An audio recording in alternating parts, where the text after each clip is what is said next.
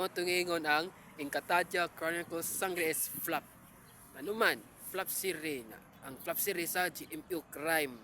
Kay flop series na sama na to ron. Kay wa man tay lain na. Kay murag gyapon FPJ Batang Quiapo lang gyapon. Ang Batang Quiapo is Labaw lang gyapon. But Encantadia Chronicles Sanggre Flop.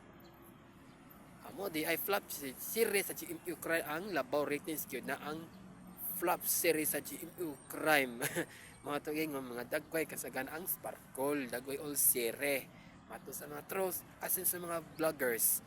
So, ang bote mong pasabot, flop series sa GMU Crime as Encantadia Chronicles Sanggre Flop.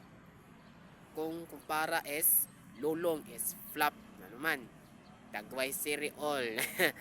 Muna sa GMU Crime. Morgyapon, Batang Quiapo. Morgyapon. Okay.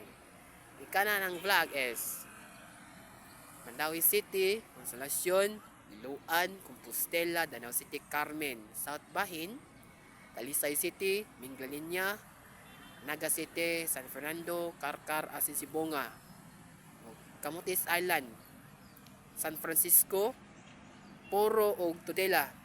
Napay some part of province of Leyte is Hilongos o Pato. And some part of, including part of southern province of Southern Leyte is Maasin City, Macrohon, Pati Burgos, Malikbog, Tomas Upos, Buntog, Asin Sugod, province of Southern Leyte. Ano man, flop series sa GMU Crime, nasama nato ang GMU. Kaya ano man, flop series gid na kay Murgyapon, Batang Quiapo.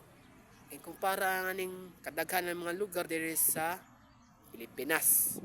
Ano man, flop series sa GMU Crime kay wala man tay lain nga sama na ato ron.